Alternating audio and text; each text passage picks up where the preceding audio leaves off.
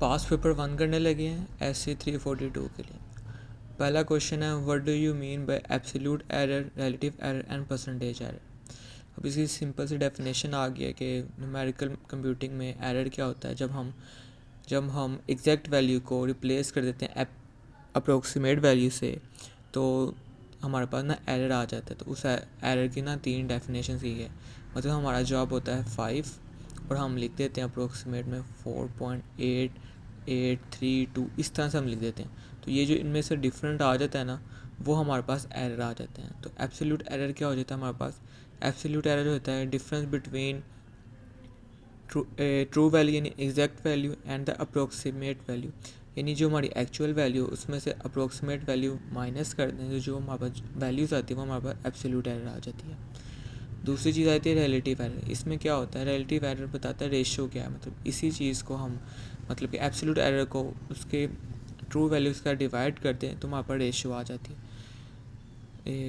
Relative error आ जाता है। तो उस रेशियो को हम कहते हैं रिलेटिव एरर। तीसरी चीज़ होती है हमारे पास परसेंटेज एरर। परसेंटेज एरर क्या होता है? रिलेटिव एरर को मल्टीप्लाई कर देता है 100% से, तो जो चीज़ आती है वो हमारे पास एरर आती है। यानी एरर हमारे पास बेसिकली एक ही है कि एक्चुअल वैल्यू को माइनस कर दो एग्जैक्ट वैल्यू से, एग्जैक्ट वैल्यू को माइनस कर दो अप्रोक्सीमेट वैल्यू से, जो चीज़ आती है हमारे पास वो हमारे पास एरर हो जाता है।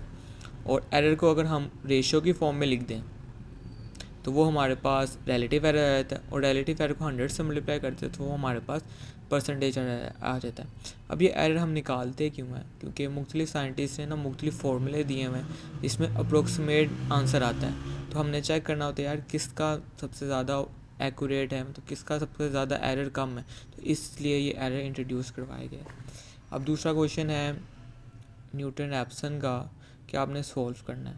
तो इसको बहुत ही बेसिक लेवल पे हल किया गया है, एडवांस करने की कोशिश नहीं की गई। और बोर्ड में इसी तरह करेंगे और हमें नंबर मिल जाएंगे। सबसे पहले तो हमें क्वेश्चन दे दिया, हमने क्वेश्चन लिख लिया। अब उसने यहाँ पे हमें इंटरवल नहीं बताया हुआ, यानी हमें कोई एक्स नोट की वैल्यू नहीं बताई हुई। तो हम क्या करेंगे? खुद फाइंड कर लेंगे। फाइंड करने के लिए हमें इसमें 0 पुट कर देंगे, 1 2 3, और जहाँ पे जाके चेंज आएगा मीन्स के -5 और यहाँ पे +5 है, यहाँ पे चेंज आ रहा है, यहाँ पे इंटरवल अप्स एंड डाउन जा रहा है।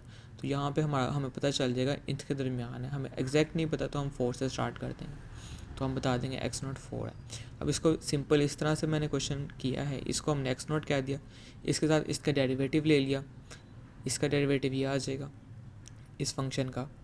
अब हमारे पास न्यूटन रैप्सन का फार्मूला इस तरह से है। अब इस तरह करें हमें ये चीज़ अलग से निकालनी पड़ती है, ये चीज़ अलग से निकालनी पड़ती है, और हमारी लेंथ बहुत बड़ी हो जाती है क्वेश्चन की, शॉर्ट में भी होती है लॉन्ग में भी होती है। तो इसका हल ये है कि हम इस फंक्शन को अलग से निकालने के बजाय इसे रीराइट कर लेते हैं। इसकी जगह ये फंक्शन लिख देते हैं, ये f(x) ये है, हमने फार्मूला ही चेंज कर दिया, इस तरह लिख दिया। f डेरिवेटिव ये था, हमने इसकी वैल्यू लिख दी। अब हम क्या करेंगे? हम डायरेक्ट से वैल्यूज़ पुट करते रहेंगे, 0 1 2, ये हमारे पास एक फंक्शन बन गया। हमने इसमें वैल्यूज़ पुट कर दी इस तरह से। n+1 था तो 0+1 x1 आ जाएगा, और इधर 1 0 आ जाएगा, क्योंकि हमने स्टार्ट 0 से किया है। तो ये इस तरह से चीज़ आ जाएगी। अब इनकी वैल्यूज़ लिख देंगे, 4.2 आ जाएगा। अब इसी तरह से आगे जाएंगे। अब दूसरी आइट्रेशन में कर दिया, हमें यहाँ पे बार बार लिखने की ज़रूरत नहीं, आइट्रेशन 2, और बार बार इनके फंक्शन और इनके डेरिवेटिव निकालने की ज़रूरत नहीं पड़ती। हम डायरेक्ट जो वैल्यूज़ आती है उसको इधर कर देते हैं और सिंपली कैलकुलेटर से आंसर निकाल लेते हैं। और इस तरह हमने इसे कैलकुलेटर को 3 dB तक किया हुआ, मतलब कि 3 डेसिमल तक हमारे जवाब एक्यूरेट आने चाहिए। तो हम ये शॉर्ट क्वेश्चन था इसलिए 3 तक आगे, वरना ये काफ़ी लंबे जाते होते हैं। अब इसके बाद आता है क्वेश्चन 3, उसमें क्या आ रहा है? Use the forward difference and backward difference to determine each entry in the following missing entry in the following table. तो उसने हमें ये चीज़ दे दी और ये हमसे उसने डिमांड कर दी। तो इसमें हमारे पास 3 फार्मूले लगेंगे। इस पे हम लगेगा हमारा फॉरवर्ड, इस पे लगेगा सेंट्रल, और इसमें लगेगा बैकवर्ड। इस तरह नहीं है कि एक फार्मूले से हम तीनों निकाल लें, ऐसे नहीं हो सकता। सबसे पहले हमें फार्मूले में चाहिए होता है h, कि इनमें फ़र्क कितना आ रहा है या इनमें फ़र्क कितना आ रहा है। तो हमने वो निकाल लिया h, इसे कहते हैं स्टेप साइज़। आप ऐसे निकाल सकते हैं या ऐसे निकाल सकते हैं। तो ये हमारे पास 0.1 आ गया। हमने फॉरवर्ड फार्मूला लगा दिया। फॉरवर्ड फार्मूला क्या है कि अगर आपने डेरिवेटिव निकालना है तो आपको वो फंक्शन में -f(x) ओवर h करना होता है। मतलब उस फंक्शन में एक स्टेप साइज़ ऐड करना होता है और उससे उसी फंक्शन से माइनस करना होता है। तो ये इस तरह बन जाएगा, हमने 0.5 के लिए निकालना है तो जगह 0.6 माइनस 0.5 ओवर स्टेप साइज़। तो इसको हल करेंगे वहाँ पर ये चीज़ आ जाएगी। अब हमने सेंट्रल के लिए निकालना है, सेंट्रल के लिए अलग फार्मूला, उसमें होता है फॉरवर्ड में होता है आगे वाली टर्म को पिछली टर्म से माइनस कर देंगे और डिवाइड कर देंगे h के साथ। और सेंटर वाले में क्या होता है कि हम इसकी पिछली टर्म और अगली टर्म और पिछली टर्म को माइनस करेंगे और 2 से डिवाइड करेंगे। क्यों? क्योंकि यहाँ पे 2h आ गया इसलिए हम 2 ऐसे डिवाइड कर देंगे। तो ये इस तरह से हो जाएगा। अगर आपने 0.6 के लिए निकालना तो जगह 0.7 माइनस 0.5 डिवाइडेड बाई 2 0.2 2h है तो इसे कर लेंगे 0.2 आ जाएगा और इस तरह से ये आ जाएगा। अब हम इसका बैकवर्ड के लिए निकालेंगे। बैकवर्ड के लिए फार्मूला होगा, बैकवर्ड के लिए होगा कि उस फंक्शन में से माइनस कर देना, उससे छोटे फंक्शन को डिवाइड कर देना h के साथ। ये हो जाएगा 0.7 माइनस 0.6 ओवर 10 और इस तरह से जवाब आ जाएगा। अब क्वेश्चन ये आता है कि हम फॉरवर्ड की के ज़रिए से, फॉरवर्ड फार्मूला ही हमारे जहन में आ रहा है, फॉरवर्ड के ज़रिए से क्या इन तीनों को नहीं निकाल सकते? हम नहीं निकाल सकते। अगर हम कोशिश करेंगे ना 7 के लिए निकालने के लिए तो फॉरवर्ड कहता है उससे बड़ी टर्म माइनस वो वाली टर्म, तो यानी हमें 0.8 की ज़रूरत पड़ेगी जो कि हमारे पास गिवन नहीं है, इसलिए ये तो फार्मूला फेल हो जाता है। और अगर हम बैकवर्ड के ज़रिए से निकालने की कोशिश करेंगे या सेंटर के ज़रिए से निकालने की कोशिश करेंगे तो वो कहता है वो वाली टर्म माइनस उससे छोटी टर्म। तो अगर हम बैकवर्ड के ज़रिए से निकालने की कोशिश करेंगे 0.5 के लिए तो हमारे पास 0.4 का हमें रिक्वायरमेंट होगी जो कि हमारे पास नहीं है। तो ये हमारे पास क्वेश्चन हल नहीं हो सकता। इसका हल यही है कि आप पहली टर्म के लिए फॉरवर्ड होगा, बीच वाली टर्म्स के लिए सेंट्रल होगा और आगे वाली टर्म के लिए बैकवर्ड होगा। अगर ये क्वेश्चन की लेंथ बढ़ जाती है, यानी यहाँ पे हमारे पास 0.8 0.9 के लिए हमारे उसे कहते हैं कि डाटा निकाल के दो, पहली वाली पे फॉरवर्ड लगेगा, नीचे वाली पे बैकवर्ड लगेगा और सारे जितने भी बीच वाले हैं उन पे सेंट्रल लगेगा और इस तरह से क्वेश्चन हल किया जाएगा। अब आगे देख लेते हैं। अब उसने एक सिंपल सा क्वेश्चन दे दिया, उसने कहा कि आपने ट्रापेज़ोइडल रूल के मुताबिक इसको हल करना है। ट्रापेज़ोइडल रूल के मुताबिक अगर ये लॉन्ग में होता तो हमें कोई n दे देता, लेकिन ये शॉर्ट है, इसने n हमें नहीं बताया। तो यहाँ पे हमने अज्यूम करना। अज्यूम कैसे करना मैं आपको बता देता हूँ। सबसे पहले जो क्वेश्चन हो जाएगा ये हमारा फंक्शन बन जाएगा। ये जो लोअर लिमिट होगी ये हमारे पास a बन जाएगा, जो हमारे पास अपर लिमिट होगी वो हमारे पास b बन जाएगा। n हमने अज्यूम करना। अज्यूम कैसे करना है हमें मैं आपको बताता हूँ। पहले आपको चाहिए h का formula b minus a divided by n। तो अब देखो 6 माइनस 0 करेंगे तो ये आ जाएगा 6।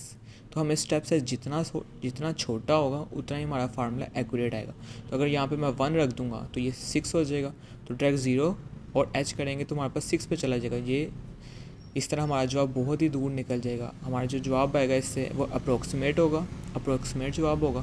तो जितना स्टेप साइज हमारा छोटा होगा, यानी h जितना हमारा छोटा होगा उतना जवाब हमारा एक्यूरेट होगा। तो इसलिए यहाँ पे हमें n चाहिए था, यहाँ पे हमने अज्यूम 6 कर लिया ताकि 6 यहाँ पे आ जाए और हमारे पास रेशियो स्टेप साइज 1 बन जाए। तो इस तरह से अज्यूम करना वरना गिवन होगा। अगर आपको नहीं पता चल रहा तो सिंपली n को छोड़ें, डायरेक्ट h को 1 अज्यूम करके अपना सवाल हल करना शुरू कर दें। ये चीज़ ना करें। तो सबसे पहले x0 ये हमारी लोअर लिमिट से हमने स्टार्ट कर दिया और लोअर लिमिट में हमने सिर्फ h ऐड करते जाना है। कहाँ तक करते जाना है? जब तक हमारे पास अपर लिमिट ना आ जाए, यानी लोअर लिमिट से स्टार्ट करना है और h का इजाफा करते रहना और हमने अपर लिमिट पे पहुंच जाना। जो चीज़ आएगी इसको फंक्शन में पुट करते जाना, जो जवाब आएगा आपने साथ साथ लिख देना चाहिए। अब इसने यहाँ पे उसने कह दिया ट्रापेज़ियल रूल के मुताबिक करना है। अगर यहाँ पे वो सिम्पसन कहता है या रेक्टेंगुलर कहता है, सिर्फ फार्मूला चेंज है, बाकी सारा सेम है, बाकी सारा चीज़ सेम है। तो हमारा फार्मूला ट्रापेज़ियल रूल के मुताबिक आता है, वो कहता है h को 2 से डिवाइड कर देना, फर्स्ट टर्म और लास्ट टर्म अलहदा रहेगी और 2 के साथ जितनी भी टर्म्स आ रही हैं उसको आपने सेंटर में कर देना, यानी फर्स्ट टर्म और लास्ट टर्म को इंक्लूड नहीं करना और जितनी भी टर्म रहेगी उन सबको 2 से मल्टीप्लाई करा के इन दोनों के साथ ऐड कर देना। तो हमने यहाँ पे इनकी वैल्यूज़ लिख दी, h की भी वैल्यू लिख दी और सिंप्लीफाई कर लिया। ये हमारे पास अप्रोक्सीमेट सोल्यूशन आ गया ट्रापेज़ियम रूल के मुताबिक, ट्राइज़ोटोपियल। अभी हमारे पास क्वेश्चन 5 आ गया। उसमें वो कहता है find a b c such that the approximate function देते is exact for the polynomial of degree less than 2 और इक्वल टू। अब यहाँ पे उसने हमें एक इक्वेशन दे दी, उसने बता दिया कि आपने इसकी डिग्री, पॉलिनोमियल कहते हैं किसी भी इक्वेशन आ जाए ना इस तरह की, जिसमें इज इक्वल टू ना हो उसे कहते हैं पोलिनोमियल। अगर इज इक्वल टू लग जाए वो इक्वेशन बन जाती है, तो पोलिनोमियल इस तरह को कहते हैं। उसने पोलिनोमियल के बता दें कि डिग्री 2 होगी या 2 से कम होगी। अब एक आइडियल सिनेरियो ये है, ये हमारे पास 3 केस बन जाएंगे। एक में डिग्री 2 है, इक्वल टू 2, लेस दैन 2 और लेस दैन 2। माइनस में डिग्री नहीं जाती होती, अमूमन नहीं जाती होती। तो हमने ये 3 केस ले लिए, हमने बता दिया, लेट कर लिया, उसे बता दिया कि यार ये गिवन कंडीशन थी कि हमारा पहला या तो वन हो सकता है, या तो एक्स हो सकता है, या एक्स स्क्वायर हो सकता है। तो हमने केस 1 ले लिया कि हमने कहा कि एफ एक्स 1 के लिए देखते हैं। अभी एफ एक्स 1 है, अब हमने क्या करना है एक्स की जगह, क्योंकि यहाँ हमें चाहिए, हमारे पास हमने एफ एक्स लेट कर लिया। अब हमें एफ ऑफ 0 चाहिए, यानी इस एक्स की हम 0 पुट करेंगे, तो इधर जो भी एक्स होगा उसकी वैल्यू के अंदर 0 पुट कर दिया जाएगा। और हमें इसका डेरिवेटिव चाहिए, इसलिए हमने यहाँ पे अलहदा एफ ऑफ एक्स वाले कर लिए और यहाँ पे उसके डेरिवेटिव कर लिया। अब यहाँ पे एफ ऑफ एक्स 1 है, अगर हम इधर 0 पुट कर दें, 1 पुट कर दें या 2 भी पुट कर दें, हमारे पास जवाब चेंज नहीं आएगा। यानी इस एक्स की अगर मैं 0 पुट करता हूँ तो इस साइड पे जो एक्स होगा उधर मुझे 0 पुट करना पड़ेगा, लेकिन यहाँ पे एक्स नहीं है तो ये एज इट इज़ रहेगा। और इधर भी अगर मैं 0 पुट कर देता हूँ इसके डेरिवेटिव में, तो भी इधर कोई एक्स नहीं है तो ये एज इट इज़ रहेगा। तो ये हमारे पास डाटा आ जाएगा, हम पुट कर देंगे इक्वेशंस में। उसने कहा ये चीज़ हमारे पास इक्वेशन थी, तो इसकी वैल्यू हमने लिख दी 0, एफ ऑफ 0 की हमने वैल्यू लिख दी 1, एफ ऑफ बी की वैल्यू लिख दी 1 और एफ ऑफ सी की लिख दी 1। तो इस तरह से हमारे पास इक्वेशन बन जाएगी a plus b plus c is equal to 0। इसका हम इक्वेशन 1 कह देंगे। अब केस 2 के लिए लेंगे, यहाँ पे x आ गया, हम यहाँ पे 0 पुट करेंगे तो इस x की जगह 0 पुट करना पड़ेगा, यहाँ पे 1 पुट करेंगे तो यहाँ पे भी 1 पुट करना पड़ेगा, यहाँ पे 2 पुट करेंगे तो यहाँ इस x में भी 2 पुट करना पड़ेगा। साथ ही साथ इसका अगर हम डेरिवेटिव ले लेंगे f of x equal to x का डेरिवेटिव लेंगे तो x का डेरिवेटिव 1 हो जाएगा। फिर इसमें x की जगह 0 पुट करेंगे 0, इधर x है ही नहीं तो ये फंक्शन एज इट इज़ रहेगा। सिंपली इसमें हम वही करेंगे, इसमें डाटा पुट कर देंगे, इसकी जगह 1 आ जाएगा, इसकी जगह 0 आ जाएगा, b के साथ एफ ऑफ 1 है तो 1 का डाटा आ जाएगा, सी एफ ऑफ 2 है 2 का डाटा आ जाएगा 2। इस तरह से ये चीज़ आ जाएगी। इस इक्वेशन को अरेंज कर लेंगे, 0 ये a ख़त्म हो जाएगा, ये हो जाएगा b plus 2c is equal to 1। इसे अरेंज करके लिख लिया। इसी तरह केस 3 के लिए हमने कर लिया एक्स स्क्वायर, तो हमने सिंपली 0 पुट किया, 0 स्क्वायर 0, 1 पुट किया 1 स्क्वायर 1, 2 पुट किया 2 स्क्वायर 4। ये हमारे पास ये चीज़ आ गई। इसका हमने डेरिवेटिव ले लिया, एक्स स्क्वायर का डेरिवेटिव 2x हो जाएगा। फिर हमने डाटा पुट कर लिया 0 0, सिर्फ यहाँ पे 0 की डिमांड थी इसलिए हमने 0 किया है। यहाँ पे 0 1 2 3 की थी, 1 2 0 1 2 की 3, 0 1 2 यानी 3 टर्म्स की थी, इसलिए हमने 3 टर्म्स फाइंड कर ली। सिंपली इसमें हमने डाटा पुट कर दिया 0 0 1 और 4। तो ये इक्वेशन बन गई। इस तरह हमने इक्वेशंस को अरेंज कर लिया। अब ये हमारे पास 3 इक्वेशन आ गया। हमने इन दोनों से c की वैल्यू निकाली, इन दोनों को माइनस करेंगे b खत्म हो जाएगा तो c की वैल्यू आ गई। c की वैल्यू इन दोनों में से किसी भी इक्वेशन में पुट कर दी, ये छोटी इक्वेशन थी इधर पुट कर दी, b की भी वैल्यू आ गई, c और b की वैल्यू आ गई, हमने इक्वेशन 1 में पुट कर दिया और हमारे पास इस तरह a की भी वैल्यू आ गई। इस तरह हमारे पास 3 इक्वेशंस का डाटा आ गया। अब नेक्स्ट क्वेश्चन कर लेते हैं। क्वेश्चन 6 है, उसने कहा है कि हमारे पास अप्रोक्सीमेट सोल्यूशन है इक्वेशन, सेट ऑफ इक्वेशंस के 3 उसने इक्वेशन दे दी, उसने इसका अप्रोक्सीमेट सोल्यूशन बता दिया। उसने कहा what will be the exact solution. Simple सा ये क्वेश्चन है, उसने हमें 3 इक्वेशंस दी हैं, हमने 3 इक्वेशन से इसके जवाब निकाल लिए, जवाब आ गए। अब यहाँ पे कन्फ्यूजन करने वाली बात है ये, उसने ये चीज़ हमें क्या दी थी 1xy, ये उसने दिया हमारे पास अप्रोक्सीमेट सोल्यूशन। न्यूमेरिकल मेथड में जितने भी हम क्वेश्चन करते हैं उसमें मोस्ट ऑफ का सोल्यूशन अप्रोक्सीमेट आता है। तो उसने हमें कहा है कि हमने ये 3 क्वेश्चन फ़र्ज़ करें जैकोबी या सीडीएल के मुताबिक किए हैं, तो उसका ये जवाब आया जो कि अप्रोक्सीमेट जवाब है। ये पुट करेंगे तब भी ये इक्वेशन को सेटिस्फाई करेगा, लेकिन उसने कहा है हमसे डिमांड किया एग्जैक्ट सोल्यूशन करें। तो एग्जैक्ट सोल्यूशन करने के लिए यहाँ पे हम 3-4 मेथड कर सकते हैं। क्रैमर रूल है, मैट्रिक्स मेथड है, या सिंपल इनको सब्सिट्यूट करके हम भी वैल्यू कर सकते हैं। तो ये हमारे पास 3 इक्वेशन थी, हमने 2 इक्वेशंस को करके इसको 2 से मल्टीप्लाई करा दिया ताकि हमारे पास एक्स ख़त्म हो जाए और हमारे पास जवाब आ जाए। तो इस तरह से हमने कर लिया। ये मैंने यहाँ पे किया है सब्सिट्यूशन मेथड करके हमने इनका जवाब निकाला। ये कैसे करते हैं, अगर आपके पास 3 इक्वेशन होगी, आपने दोनों में से किसी एक चीज़ को, दोनों इक्वेशन में से किसी एक चीज़ को सेम करना है और माइनस करवा के वो चीज़ ख़त्म कर देनी है। तो यहाँ पे मैंने इसे 2 से मल्टीप्लाई करके माइनस करवा दिया ताकि ये 2 चीज़ें ख़त्म हो जाए और ये इस तरह हमारे पास जवाब आ गया। मोस्ट ऑफ द केसेस यहाँ पे 2 इक्वेशंस आती हैं, लेकिन यहाँ पे इक्वेशन इस तरह थी कि हमारे पास जी आ गया, तो कोई इशू नहीं।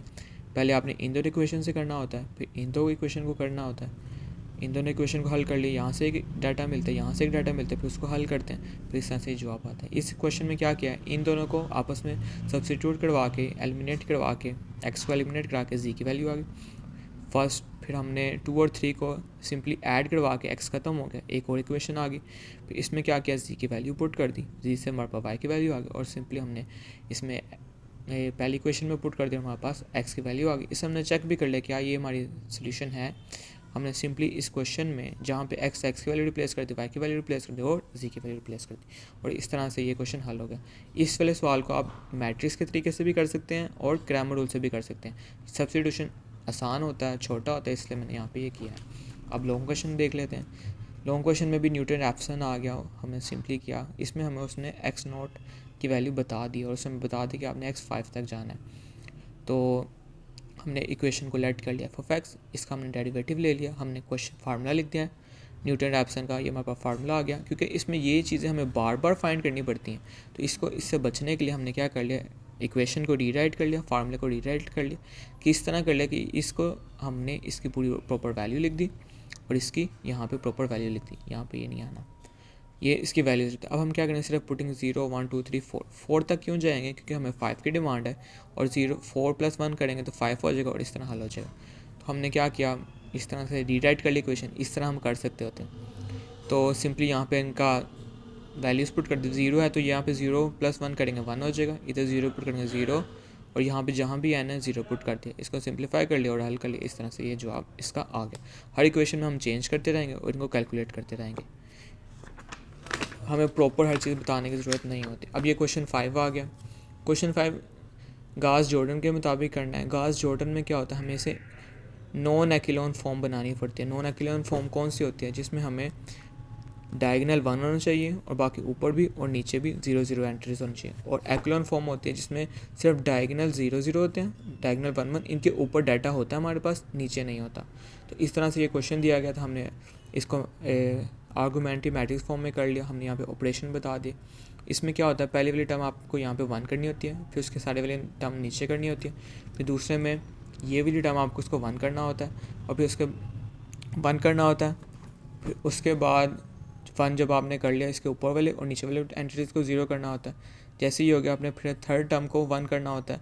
थर्ड टर्म को 1 करने के बाद इसके ऊपर वाली एंटिटीज़ को 0 करना होता है। और जैसे ये इस तरह हो जाता है, डायगोनली हो जाता है, तब हमारे पास इसके जवाब आ जाते हैं इस तरह से। ये पहली वाली टर्म x 1 बन जाता है, y 3 बन जाता है और z 5 बन जाता है, और इस तरह से हमारा क्वेश्चन हल हो गया।